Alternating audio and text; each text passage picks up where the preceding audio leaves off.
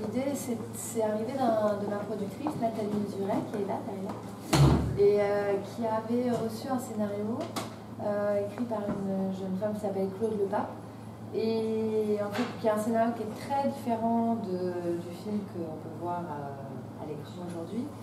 Mais ce qui m'a beaucoup plu dans cette idée de film, c'était le personnage de Stan, cette femme qui mène ce groupe de garçons, qui est un peu la leader, qui a une personnalité un peu, entre guillemets, masculine, si tant est qu'on puisse mettre des attributs de ce genre. Et son énergie folle à réussir, l'envie de faire le portrait d'une femme qui soit aussi une artiste, qui soit une femme issue de la banlieue, issue des minorités, mais qui soit aussi une femme lettrée. Donc voilà, c'est vraiment ça qui m'a donné envie de faire ce film. Alors c'est vrai que dans le milieu du rap, en France en tout cas, alors il y a des rappeuses américaines qui sortent un peu de ça, mais en France, les femmes essayent de faire oublier leur féminité, parce que c'est compliqué, justement parce qu'il y a beaucoup d'hommes, parce que c'est un milieu, je pense, qui est assez machiste. Et c'est ça qui m'intéressait, et c'est aussi l'histoire d'une femme qui va découvrir sa féminité et qui va surtout l'accepter. Moi, en tout cas, je n'avais jamais rappé auparavant. Ça faisait partie du travail de comédienne, c'est-à-dire d'apprendre à être son rôle, d'apprendre à être stable, d'apprendre à être une rappeuse qui rappe depuis 10 ans. Donc voilà, c'est un exercice de style. J'ai fait du mieux que je pouvais pour incarner, rentrer dans la peau donc, de cette acharnée du rap et de cette amoureuse des mots. Et voilà, donc on a eu comme professeur Oxmo Puccino, qui est un des meilleurs et un des plus beaux poètes de la langue rap, à mon sens. Et voilà, c'est une super expérience. Alors ça a été plus compliqué de rentrer dans cet univers du rap, de rentrer dans cette... c'est un style de vie. Il y a le costume, il y a la vie, donc la vie en tournée, le fait de rapper, écrire les textes, tout ça. Et pour le côté garçon manqué, moi ça n'a pas été trop difficile de rentrer là-dedans, parce qu'il y a quelques années j'étais comme ça, voilà, adolescente, j'avais pas vraiment envie de montrer mon corps, j'étais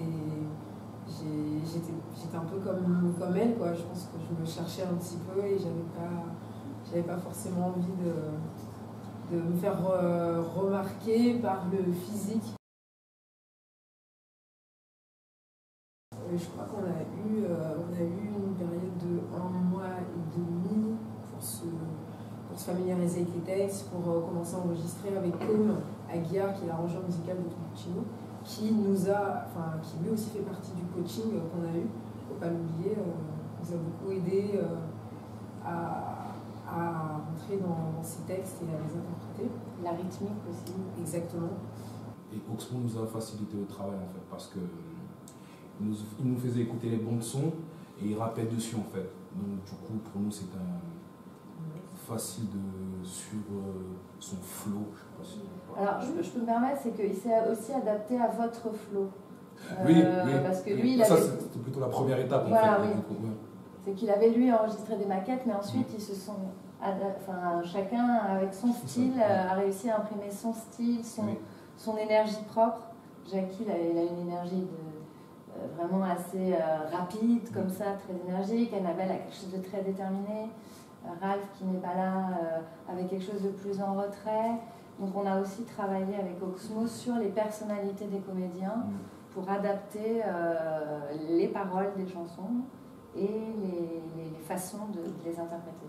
Mais je tiens à dire que Doudou, lui, était rappeur avant. J'allais le dire. Parce que... Oui, j'allais le dire, mais ouais, je suis le seul en fait qui rappait pour de vrai. Qui ne rappe pas. Et qui ne rappe pas du tout dans le film. Mais ce qui est très très bien hein, pour le coup.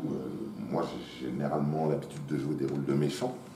Et la très voix, méchants dans les films. Et là, c'est un vrai exercice de style, de jouer le malade, le DJ, tout ce que je ne suis pas. Dans ce film, il n'y a pas que du rap. Oui. En fait, il y a d'autres musiciens qui ont contribué. Il y a la bande originale qui a été faite par Jérôme Bensoussan, qui avait fait les musiques de mes précédents films. Et il y a aussi un garçon qui s'appelle Vincent Courtois, et la jeune femme dont on entend la voix aussi qui chante, c'est Jeanne Haddad. Donc, qui ont aussi. Donc c'est vraiment assez cosmopolite aussi au niveau de la musique. On a eu un accueil vraiment formidable et c'était un vrai plaisir d'aller tourner là-bas, que ce soit au Havre, à Dieppe, à Quiberville. Et ça donne un souffle aussi à ce film qui pour moi, le poétise et le décroche justement de cette image de film social à la française.